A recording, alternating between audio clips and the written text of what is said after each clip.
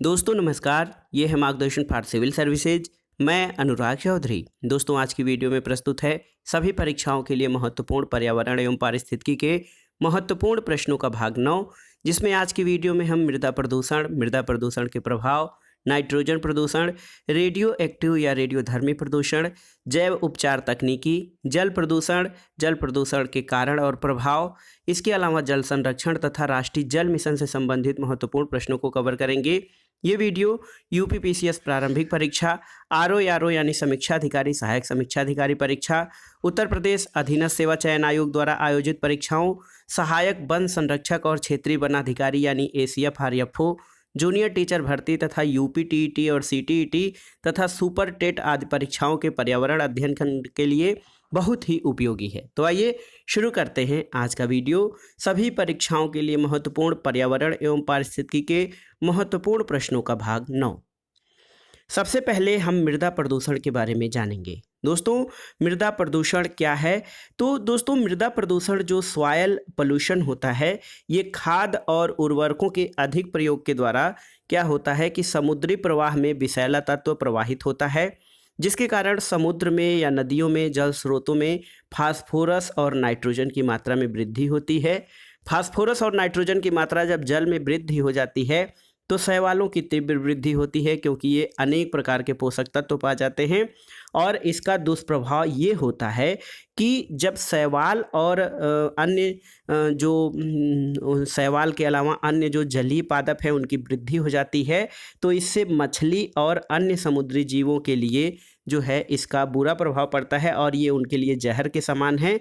और सबसे बड़ी चीज़, शैवाल और अन्य जो जलीय पौधे हैं, पादप हैं, ये सूर्य के प्रकाश में अवरोधक का कार्य करते हैं, जिससे कि उपयोगी समुद्री घास नष्ट हो जाती है और इसका समुद्री पारितंत्र पर नकारात्मक प्रभाव पड़ता है। तो खाद और उर्वरकों का जो अधिक प्रभाव है वो दोस्तों न केवल मृदा प्रदूषण बल्कि जो हमारे जल स्रोत हैं उनके लिए भी बहुत ही हानिकारक होता है। यहाँ पर आइए अब देख लेते हैं मृदा प्रदूषण के प्रभाव क्या क्या हैं इनके बारे में। तो देखिए मृदा प्रदूषण के प्रभाव को बारे में जानने में देखिए मृदा का अम्लीकरण होता है सबसे बड़ी चीज़। तो मृदा का अम्लीकरण होता है मृदा प्रदूषण से, और पादपों के अंदर प्रदूषकों का प्रवेश हो जाता है खाद्य श्रृंखला का द्वारा। फिर जब पौधों में या पादप के अंदर प्रदूषक आ जाते हैं तो ये खाद्य श्रृंखला के द्वारा जीव जंतु और मनुष्यों में भी इसका असर या ये प्रवेश कर जाता है, जिससे उसका बुरा असर पड़ता है। मृदा प्रदूषण के द्वारा दोस्तों मृदा अपरदन होता है, जो कि बाढ़ और सूखा आदि कारक उत्पन्न करता है।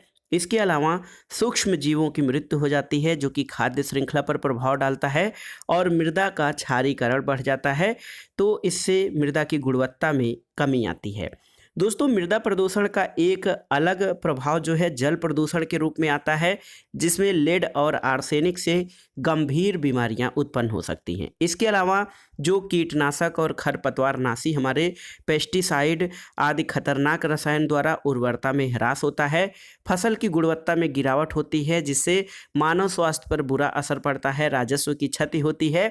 और दोस्तों मृदा प्रदूषण का एक प्रभाव ये है कि इससे वनों की कमी होती है और ग्लोबल वार्मिंग यानी वैश्विक तापन या वैश्विक ऊष्मन की प्रक्रिया में बढ़ोतरी होती है। तो मृदा प्रदूषण अनेक प्रकार से या इसका बहुआयामी प्रभाव पड़ता है हमारे पर्यावरण और इसकी क्रियाओं पर।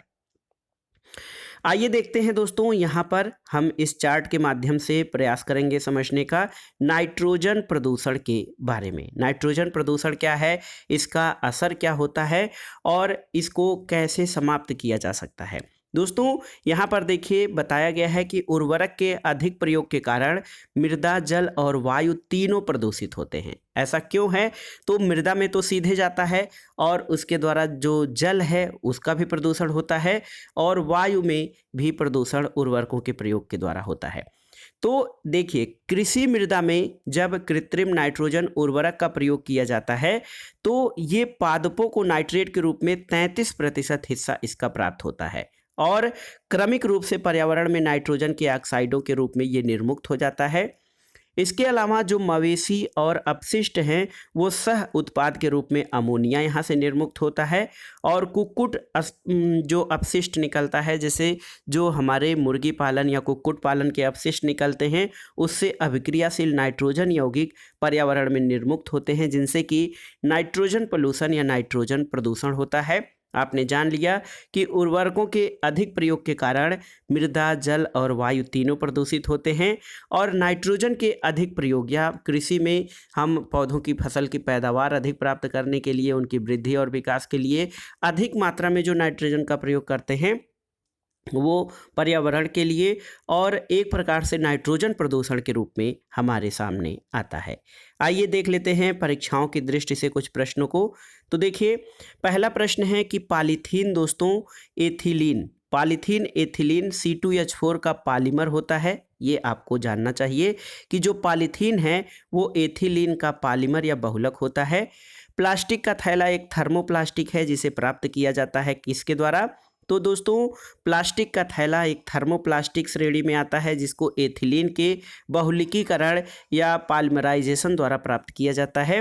इसके अलावा दोस्तों, प्लास्टिक, लोहा, शीशा अक्षयकारी प्रदूषक यानी नॉन बायोडिग्रेडेबल पोल्यूटर्स हैं और इनकी श्रेणी में आते हैं। तो नॉन बायोडिग्रेडेबल पोल्यूटेंट्स जो होते हैं, जिनको कि सूक्ष्म जीवों द्वारा अपघटित नहीं किया जा सकता है, इनमें प्लास्टिक, लोहा, शीशा और अक्षयकारी प्रदूषक आते हैं। आइए जानते हैं रेडियोधर्मी और अन्य गैसीय प्रदूषणों के बारे में। दोस्तों, आप भोपाल गैस दुर्घटना से परिचित होंगे। भोपाल गैस दुर्घटना 3 दिसंबर 1984 का कारण जो था मिथाइल आइसोसाइनेट गैस का रिसाव था, जिसको कि MIC शॉर्ट में MIC गैस कहते हैं।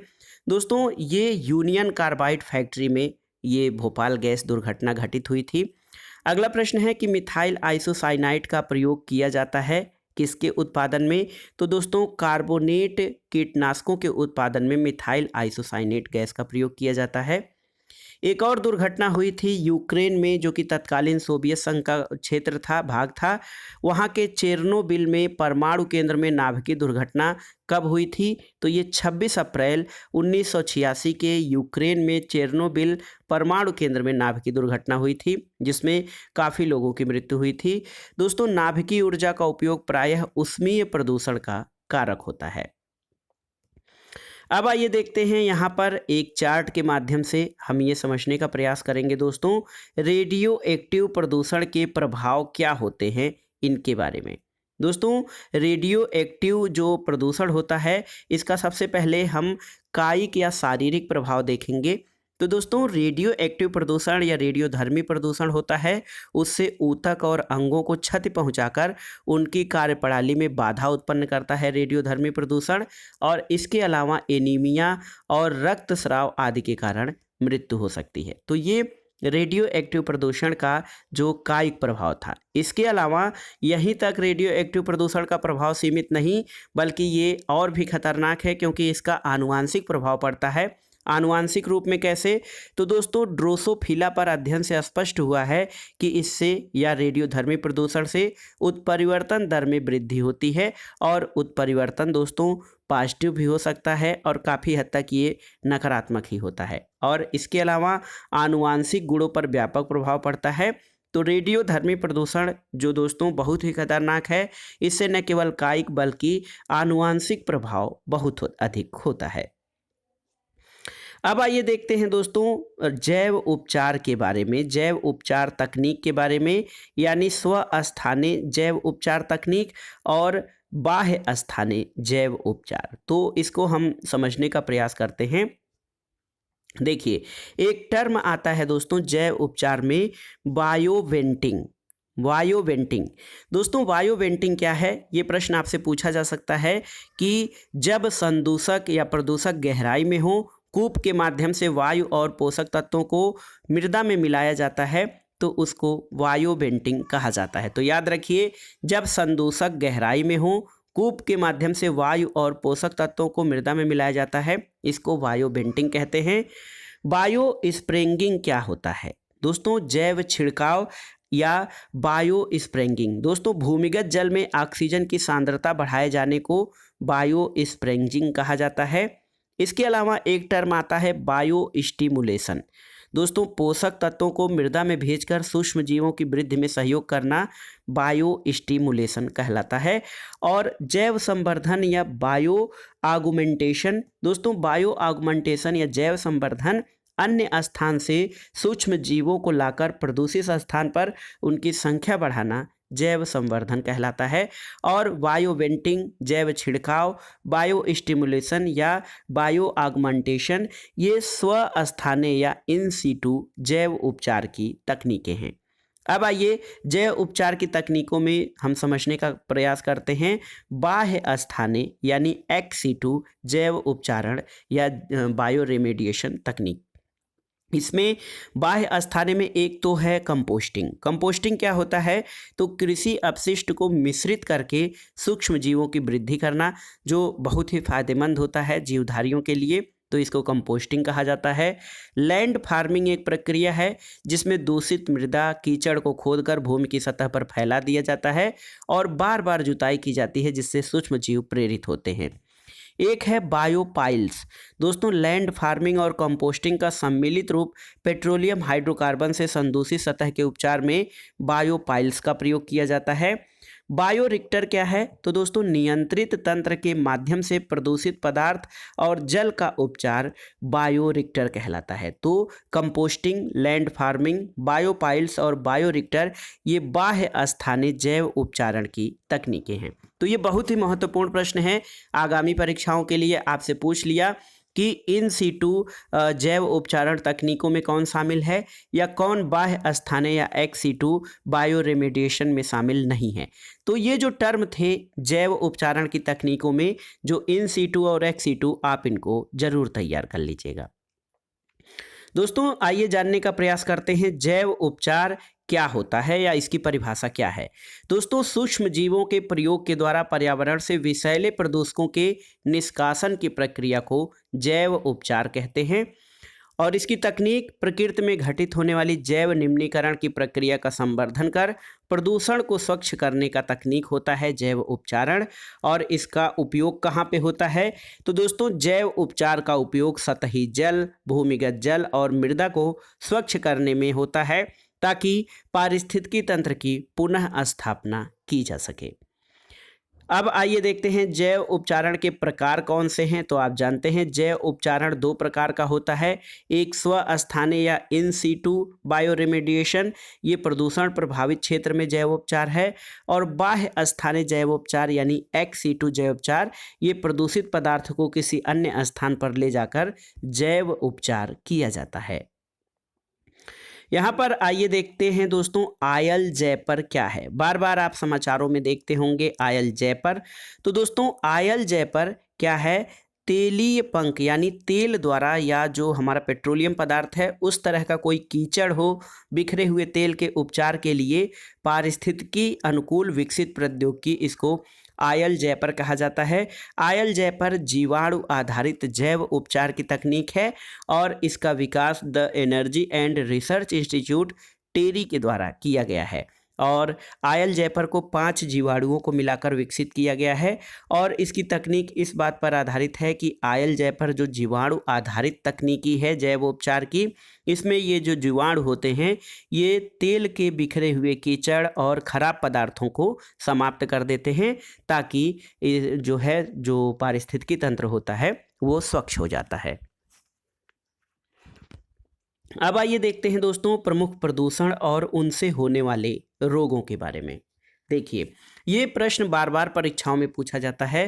पारा या मरकरी के प्रदूषण से मिनीमाटा व्याधि होती है, कैडमियम प्रदूषण से इटाई रोग होता है, नाइट्रेट आयन प्रदूषण से ब्लू बेबी सिंड्रोम होता है और फ्लोराइड आयन से दोस्तों फ्लोरोसिस या दांत की बीमारी होती है। तो ये प्रमुख प्रदूषक और उनसे संबंधित रोग हैं।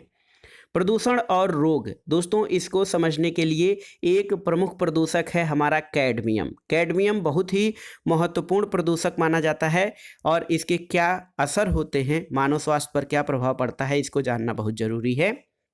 देखिए दोस्तों, कैडमियम जो है ये श्वसन विष की तरह कार्य करता है, क्योंकि ये रक्त दाब बढ़ाकर हृदय संबंधी अधिकांश रोगों का मूल कारण है।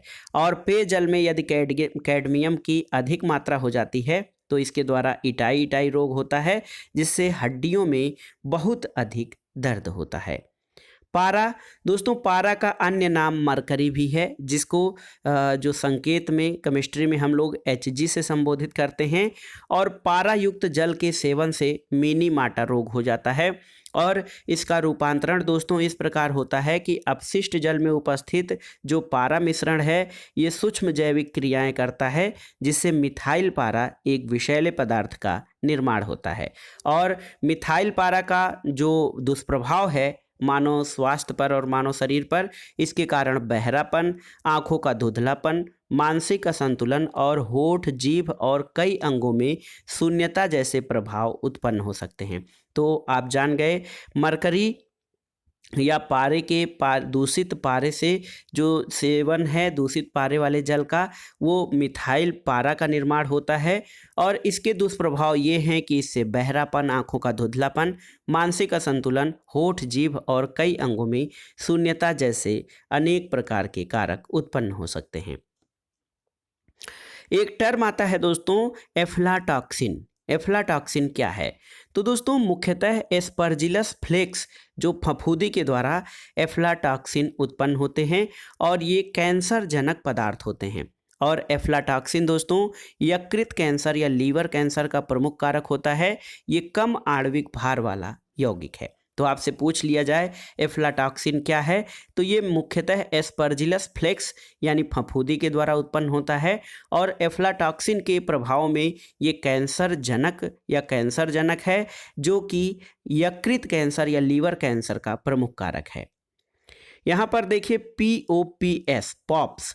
पॉप्स क्या है दोस्तों, इसको समझना जरूरी है। इसका पूरा नाम परसिस्टेंट ऑर्गेनिक पोल्यूटेंट्स है।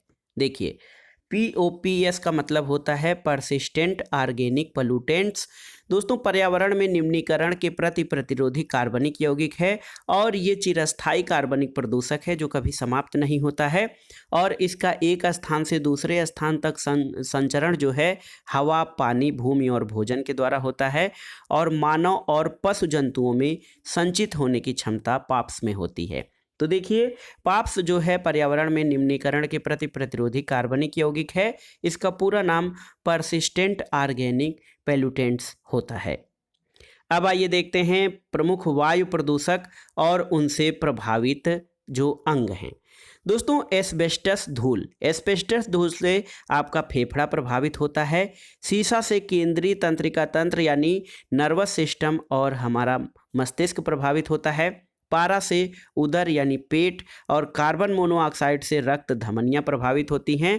दोस्तों कार्बन मोनोऑक्साइड से क्या होता है कि रक्त में ऑक्सीजन वहन या हीमोग्लोबिन में ये हीमोग्लोबिन के साथ संयुक्त होकर ऑक्सीजन वहन की क्षमता को कम कर देता है, जिससे व्यक्ति की दम घुटने से मृत्यु हो जाती है। इसके अलावा दोस्तों कार्बन डाइऑक्साइड या कार्बन मोनोऑक्साइड ये हृदय को क्षति पहुंचाता है। नाइट्रोजन के ऑक्साइड कैंसर कारक होते हैं। धूल कणों से स्वास्थ्य संबंधी रोग होते हैं। और सीसा यानी लेड ये केंद्रीय तंत्रिका तंत्र और मानव मस्तिष्क को प्रभावित करता है। आइए प्रदूषण से संबंधित कुछ महत्वपूर्ण तथ्यों को जान लेते हैं। दोस्तों हवा में तैरते हुए श्वसनीय सूक्ष्म कणों का आकार लगभग 2.5 माइक्रोन के बराबर होता है। सरसों के बीज के अपमिश्रक के रूप में सामान्यतः किसका प्रयोग किया जाता है? तो आर्जीमोन के बीज का प्रयोग किया जाता है सरसों के बीज के अपमिश्रण के रूप में। और इसके जो तेल होते हैं ये बहुत अधिक मानव स्वास्थ्य के लिए खतरनाक होता है। और इससे कौन सी बीमारी होती है आपको कमेंट बॉक्स में बताना है। सरसों के बीजों में जो मिलावट होता है आर्जीमोन के बीज, इस तरह के तेल को सेवन से कौन सी बीमारी होती है आपको बताना है। अगला प्रश्न है एस्बेस्टस फाइबर से घिरे वातावरण में देर तक रहने से कौन सा रोग हो सकता है? तो ये है एस्बेस्टोसिस। कूड़ा कचरा जलाने के लिए प्रयोग किया जाता है किसका? तो दोस्तों इंसिनरेटर्स का प्रयोग कूड़ा कचरा जलाने के लिए किया जाता है। और अगला प्रश्न है, ऊष्मीय शक्ति संयंत्रों में कोयला दहन के परिणाम स्वरूप क्या उत्सर्जित होता है? तो जो हमारे थर्मल पावर जो प्लांट होते हैं वहाँ पर कोयला दहन से कार्बन डाइऑक्साइड, नाइट्रोजन और सल्फर के ऑक्साइड ये हानिकारक गैसें निस्सरित होती हैं। अब आइए देखते हैं दोस्तों जल संरक्षण से संबंधित महत्वपूर्ण परीक्षा दृष्टि यानी परीक्षाओं के लिए महत्वपूर्ण प्रश्न। विश्व जल दिवस या वर्ल्ड वाटर डे प्रतिवर्ष कब मनाया जाता है? तो 22 मार्च को विश्व जल दिवस मनाया जाता है। पहला विश्व जल दिवस कब मनाया गया था? दोस्तों 22 मार्च 1993 को पहला विश्व जल दिवस मनाया गया था। यूएन वाटर नामक कार्यक्रम कब से चलाया जा रहा है? तो यूएन वाटर नामक कार्यक्रम वर्ष 2003 से चलाया जा रहा है। अगला प्रश्न है, तरुण भारत संघ नामक गैर सरकारी संगठन के चेयरमैन राजेंद्र सिंह का लोकप्रिय नाम क्या है? तो वाटरमैन ऑफ इंडिया यानी भारत के जल पुरुष कहे जाते हैं राजेंद्र सिंह, जो कि तरुण भारत संघ नामक गैर सरकारी संगठन चलाते हैं। दोस्तों 1992 में रियो डी जेनेरियो में आयोजित संयुक्त राष्ट्र पर्यावरण और विकास सम्मेलन यानी UNCED की बैठक में स्वच्छ जल के लिए एक अंतर्राष्ट्रीय दिवस मनाने का निर्णय लिया गया था। अब आइए देखते हैं अन्य संबंधित तथ्यों को। देखिए दोस्तों, केंद्रीय वन, पर्यावरण और जलवायु मंत्रालय ने केंद्र प्रायोजित योजना के रूप में राष्ट्रीय झील संरक्षण परियोजना की शुरुआत कब की थी? तो डेट याद रखिएगा, जून 2001 में केंद्रीय वन, पर्यावरण और जलवायु मंत्रालय द्वारा राष्ट्रीय झील संरक्षण परियोजना की शुरुआत की गई थी, जून 2001 में। अगला प्रश्न है, फरवरी 2013 में राष्ट्रीय झील संरक्षण परियोजना और राष्ट्रीय नम भूमि संरक्षण कार्यक्रम को समन्वित करके एक नई योजना बनाई गई। इसका क्या नाम है? इसका नाम है राष्ट्रीय जलीय पारिस्थितिकी तंत्र संरक्षण योजना। और आपके लिए महत्वपूर्ण तथ्य ये है दोस्तों, रेगिस्तान में पाए जाने वाले पौधों की पत्तियां जो होती हैं वो जल की हानि को रोकने के लिए प्रायः कांटों में बदल जाती हैं ताकि वाष्पोत्सर्जन कम से कम हो। अब आइए देखते हैं दोस्तों अगला, तो जल प्रदूषण और इसकी रोकथाम कैसे की जा सकती है उसके बारे में। यहाँ पर एक हम प्रक्रिया समझने का प्रयास करेंगे कि शुद्ध मिनरल वाटर के बोतलों की पैकिंग में कौन सी प्रक्रिया अपनाई जाती है। देखिए सबसे पहले दोस्तों अशुद्ध जल होता है जो कि प्योरीफाइड वाटर नहीं होता है, इसको टैंक में फिटकरी के द्वारा इसका स्कंदन किया जाता है, जिसके कारण भारी धातुएं और अघुलनशील पदार्थ पृथक हो जाते हैं। इसके 1 घंटे के बाद इसका क्या किया जाता है? क्लोरीनेशन टैंक में इसको डाला जाता है, जो कि क्लोरीन गैस के बुलबुले होते हैं, और इसका प्राथमिक विसंक्रमण किया जाता है, यानी इसमें से संक्रमण समाप्त किया जाता है क्लोरीनेशन के द्वारा। इसके बाद क्या होता है? इन्हें सैंड या बालू के फिल्टर में डाला जाता है, जिससे न घुलने वाली अशुद्धियों का पृथक्करण छन्नी के रूप में कर लिया जाता है। उसके बाद इसको कार्बन फिल्टर में डीक्लोरीनीकरण किया जाता है, डीक्लोरोनाइजेशन, और इसमें रंग और बदबू को इसके द्वारा दूर किया जाता है कार्बन फिल्टर में। फिर कार्बन फिल्टर के बाद दोस्तों इस जल को माइक्रो फिल्टर में प्रवाहित किया जाता है। उसके बाद इसका अल्ट्रावायलेट विसंक्रमण किया जाता है, फिर इसके पानी की बोतलों में पैकिंग कर दी जाती है। तो जो हम लोग मिनरल वाटर या पैकेज्ड वाटर पीते हैं वो उसकी प्रक्रिया ये थी जिसको हमने समझा। अब आइए जानते हैं राष्ट्रीय जल मिशन के प्रमुख लक्ष्य। देखिए दोस्तों, बेसिन स्तरीय समेकित जल प्रबंधन जो है, इसके अलावा पब्लिक डोमेन में व्यापक जल आंकड़ा आधार और जल उपयोग कुशलता में 20% की बढ़ोतरी और अतिदोहित क्षेत्रों पर ध्यान, ये दोस्तों जल संरक्षण संवर्धन के लिए नागरिकों और राज्य कार्रवाई को बढ़ावा देना, ये सारी चीज़ें जल संरक्षण और जल संरक्षण मिशन के अंतर्गत शामिल हैं। परीक्षाओं की दृष्टि से कुछ महत्वपूर्ण प्रश्नों को देखते हैं। क्लोरोमैन तथा क्लोरीन डाइऑक्साइड प्रयुक्त किए जाते हैं किसके लिए? तो ये जल को जीवाणु मुक्त करने के लिए क्लोरोमैन और क्लोरीन डाइऑक्साइड का प्रयोग किया जाता है। अगला प्रश्न है, पेयजल को जीवाणु रहित करने के लिए किसका उपयोग किया जाता है? दोस्तों क्लोरीन गैस और ब्लीचिंग पाउडर का उपयोग किया जाता है जल को जीवाणु रहित करने के लिए। अगला प्रश्न देखते हैं दोस्तों, water prevention and control of pollution cess act कब लागू किया गया था? ये महत्वपूर्ण तथ्य है। Water prevention and control of pollution cess act वर्ष 1977 में लागू किया गया था। और एक तथ्य है आपके लिए, परावैंगनी विकिरण या जो अल्ट्रावायलेट रेज होता है, एक प्रकार का ये विद्युत चुंबकीय विकिरण होता है। दोस्तों, परावैंगनी विकिरण युक्त जो जल शोधन प्रणाली होती है, इसमें बिना किसी खतरनाक रसायन का प्रयोग किए ही जल को कीटाणु मुक्त किया जाता है। तो परावैंगनी विकिरण या अल्ट्रावायलेट रेज के द्वारा दोस्तों जल शोधन प्रणाली में बिना किसी खतरनाक रसायन का प्रयोग किए ही जल को कीटाणु मुक्त किया जाता है। तो आप समझ गए कि अल्ट्रावायलेट रेज जल को कीटाणु मुक्त बनाने के लिए प्रयोग की जाती हैं। तो दोस्तों, ये था आज का वीडियो, सभी परीक्षाओं के लिए महत्वपूर्ण एनवायरनमेंट एंड इकोलॉजी का 9वां भाग, जिसमें हमने मृदा प्रदूषण, इसके प्रभाव, नाइट्रोजन प्रदूषण, रेडियोधर्मी प्रदूषण, जैव उपचार तकनीकी, इसकी प्रमुख प्रविधियां, जल प्रदूषण और जल संरक्षण तथा राष्ट्रीय जल मिशन से संबंधित हमने परीक्षाओं की दृष्टि से अनेक महत्वपूर्ण प्रश्नों को पढ़ा, जो आपके लिए विभिन्न प्रतियोगी परीक्षाओं जैसे यूपीपीसीएस प्रारंभिक परीक्षा, समीक्षा अधिकारी, सहायक समीक्षा अधिकारी, अध्यापक पात्रता परीक्षा, यूजीसी नेट परीक्षा, इसके अलावा दोस्तों जूनियर हाई स्कूल द्वारा आयोजित विभिन्न अध्यापक भर्ती परीक्षाओं के लिए बहुत ही उपयोगी तथा महत्वपूर्ण है। आप इन प्रश्नों को तैयार कर लीजिएगा। दोस्तों, वीडियो आपको कैसा लगा हमें कमेंट बॉक्स में ज़रूर बताइएगा। वीडियो को लाइक करें, शेयर करें और इस चैनल मार्गदर्शन फॉर सिविल सर्विसेज को सब्सक्राइब करें। वीडियो देखने के लिए धन्यवाद दोस्तों, नमस्कार।